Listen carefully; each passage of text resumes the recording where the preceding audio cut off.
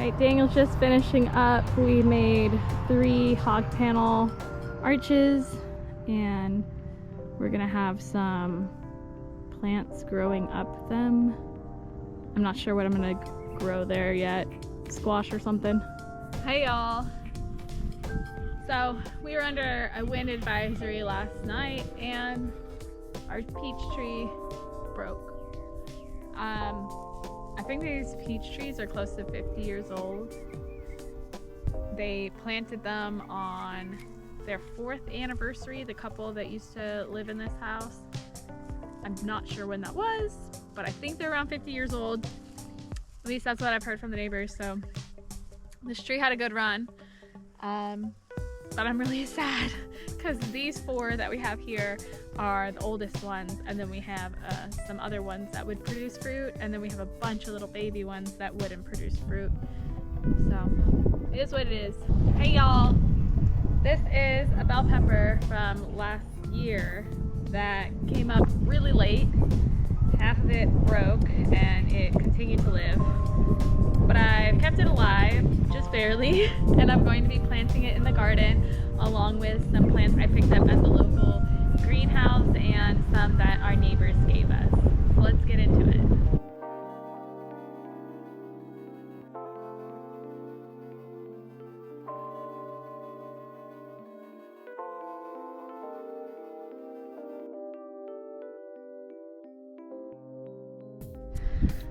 So we have red bell peppers here and red onions, and then on the other half of the bed was what I planted earlier, which is red onion and red cabbage. So this is my red bed.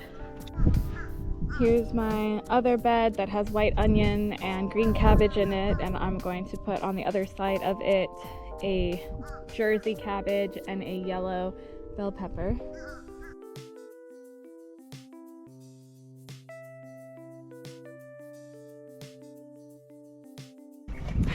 Hey y'all!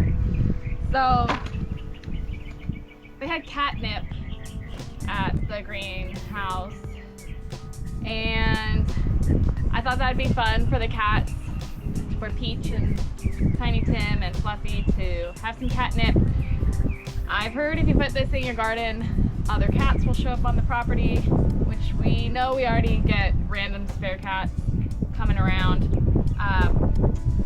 And I believe catnip grows kind of like mint. It's like in the mint family, and therefore it will just spread. It's like a weed. So I'm going to put it in a pot so it doesn't take over my garden. So hopefully the cats like it.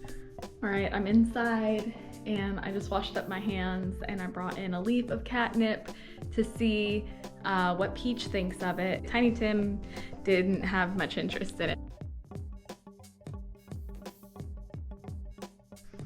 She likes it at least more than Tiny Tim, but apparently you can put these in teas and it's supposed to help with digestion, but I didn't buy it for my own consumption. I thought the cats might enjoy it.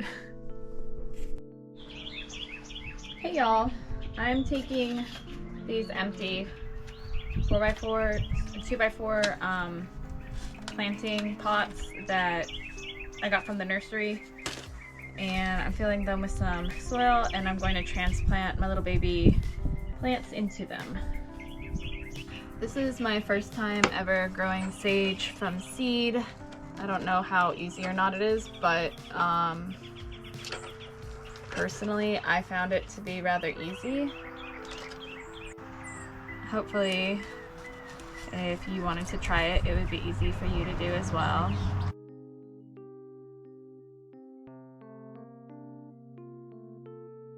So those are my little sage plants. And I also want to transplant some of my basil. All right, so I have 6 basil and 6 sage. Good morning, y'all. It is a gorgeous day. It's, I don't know, I want to say it's about 9 in the morning. Let's check. It's only 8. It's 8:17 and it's sunny. You hear the birds. I'm about to jump on and edit, but I just wanted to show you how the garden's doing, kind of talk to you about the weather we have here. I've put some things in the ground, and one of my neighbors came over yesterday and was shocked I already had plants in the ground, because she told me in her second year, 2 weeks into April, second year of living here, 2 weeks into April, they got 5 inches of snow, and that was their last like frost. Yesterday it was 82, today it's supposed to be warmer. So I have the cabbages in the ground and the bell peppers, and I have strawberries. I think strawberries do fine if we were to get some snow, but the bell peppers definitely would not do well. The cabbages would be fine.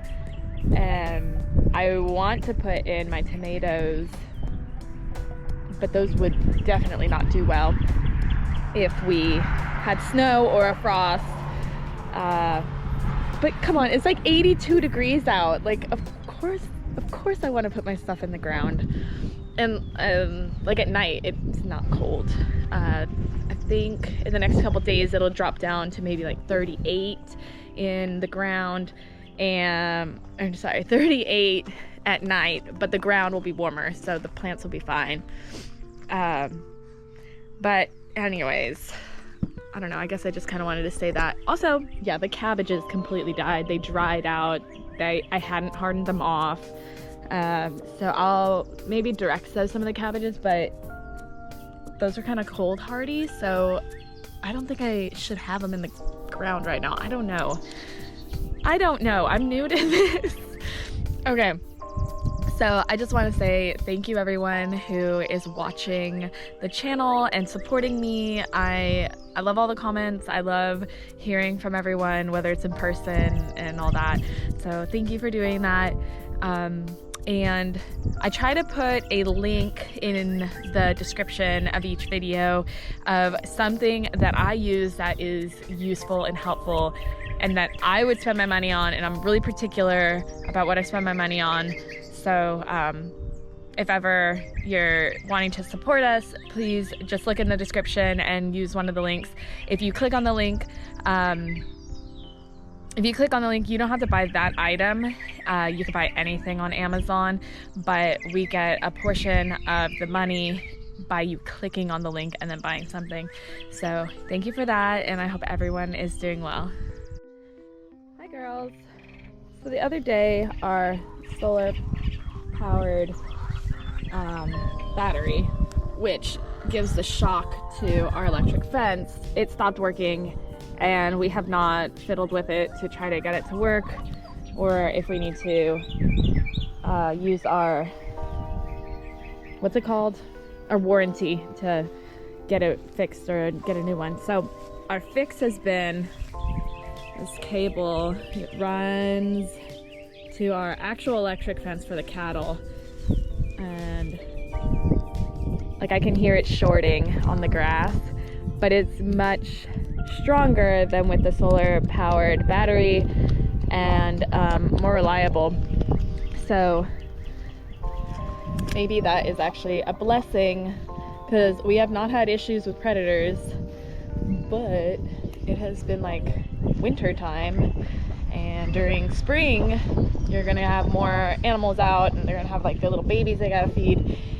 Speaking of which, the groundhogs, we have I think 3 on the property, and yesterday my husband and I were talking with one of the neighbors, and 2 of them came running up to us, and they just kind of looked at us and then walked the other way. It was really cute. So I hope to get them on footage a little bit more on camera, because they're just really darling creatures. Here are some of the cherry trees that I dug up. As you see, there's lots of weeds growing up. I haven't come in here yet to weed, but they are doing well. They're producing leaves. If you are local in the Central Virginia area and you would like a cherry tree, get in contact with me, because I'll give you one of these. These are great for baking, but you can also eat them when they're ripe off the tree. They're just slightly tart and they're a little bit sweet. So If you want one, let us know.